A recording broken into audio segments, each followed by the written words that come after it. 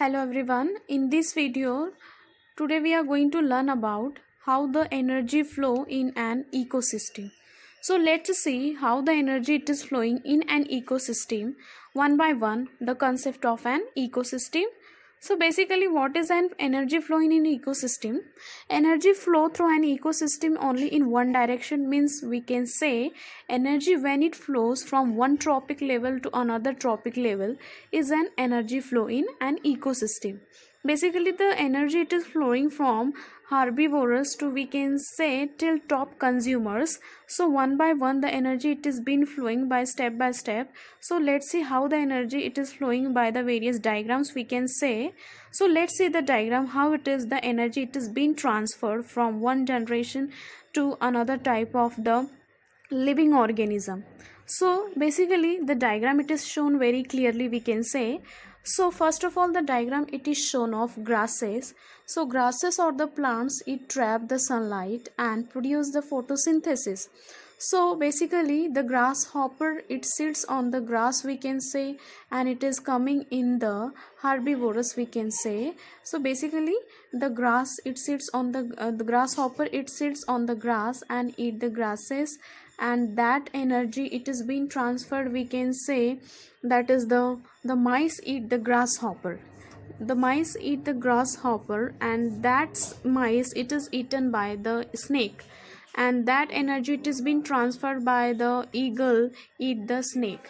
And when eagle it is being died, or when the hawk it is being died, fungi breaks the body down and then turn them into nutrient, and after that this energy it is being transferred in we can say the nutrient alone with the sun and water cause the grass to grow, and it is decomposed. After decomposing the saprophytes it is been produced we can say.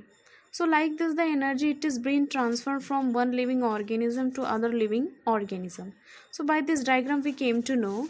Now next diagram it is shown that three types of consumers. So basically primary consumer, secondary consumer and tertiary consumer. So in primary consumer basically we can say the animals which eat the grasses and all that comes in a primary consumer, and secondary consumer is consumed by primary consumer, and tertiary it depends on secondary consumer. So like this the life cycle or the chain it is going on, and the types of consumers are being produced and they are dependent on each other. Now the three types of consumer what they eat, so that slide we are going to see. Now herbivorous. So first of all what is herbivorous? Herbivorous are nothing but they only eat the plant matter we can say, that is the examples we can say here: deer, rabbit, mice, cows, horses and various other types of animals which depend on herbivorous we can say. And next one it is a carnivorous. So basically what is a carnivorous? Carnivorous are nothing but the animals which depend on herbivorous we can say. So they eat meat we can say and other animals. Example it is given here, that is the frog, lion, panther. Scavengers eat only the remain of other animals, and these carnivorous are consumed by we can say omnivorous. Now an insectivore is a carnivore that eat only insect, that is a ant eater. Basically what is omnivorous? The omnivorous is the concept which the living organism which eat both plants as well as animals. Okay, so examples of omnivorous we can say we human being are the example, bears and the pigs we can say these are the examples of omnivorous.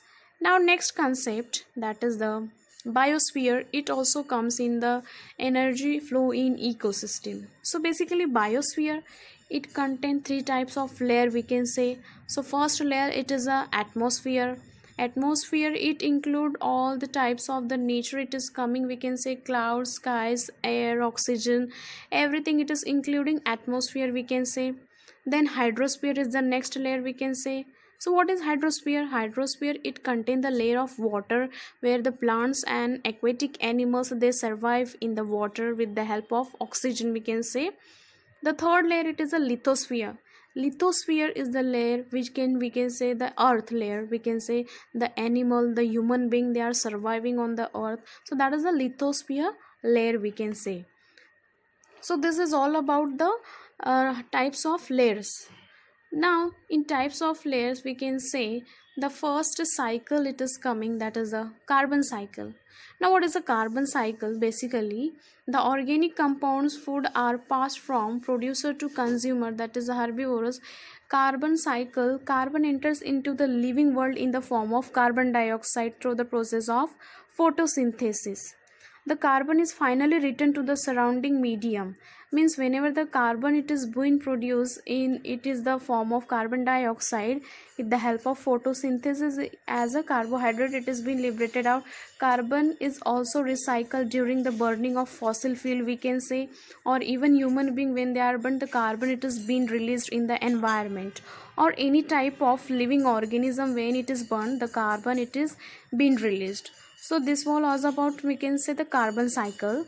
Now next one, the diagram of carbon cycle, we can say how the CO2 it is released. So from diagram we can clearly understand the various cycles how it is going on, and the carbon dioxide it is being released from the trees and the plants, we can say, that is the cycle of CO2. Next slide we are going to see the nitrogen cycle. So basically what is a nitrogen cycle? Nitrogen is present in the atmosphere, forms, and it has been utilized by living organism. This elemental form of nitrogen is converted into combined elements such as hydrogen, carbon, oxygen by certain bacteria. It can be readily used by the plants. So this was all about, we can say, nitrogen, how it is being produced in the environment, and the diagram it is shown.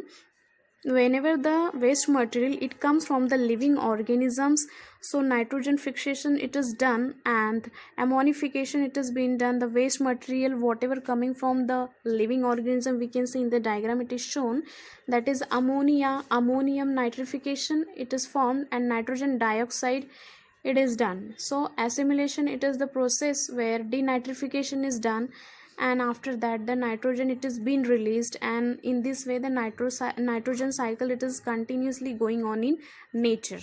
So by this diagram we come to understand how the nitrogen cycle it is going on. Now the last one, we can say water cycle. Basically water cycle it is the form of the cycle which is going on in nature, we can say, continuously.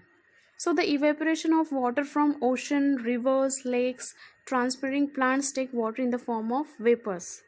So this, we can say, the water cycle it is going on continuously, and from the diagram we come to understand, first the cloud forms, evaporation occurs, water it is being transmitted, and precipitation it is occurring, and condensation. So this way the life cycle of water it is going on continuously in nature in day-to-day life.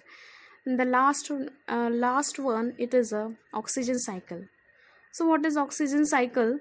Basically oxygen cycle is a biological process with the help of oxygen level they mean the spheres of the earth. It include atmosphere, lithosphere, and biosphere. All these three layers include in the oxygen cycle.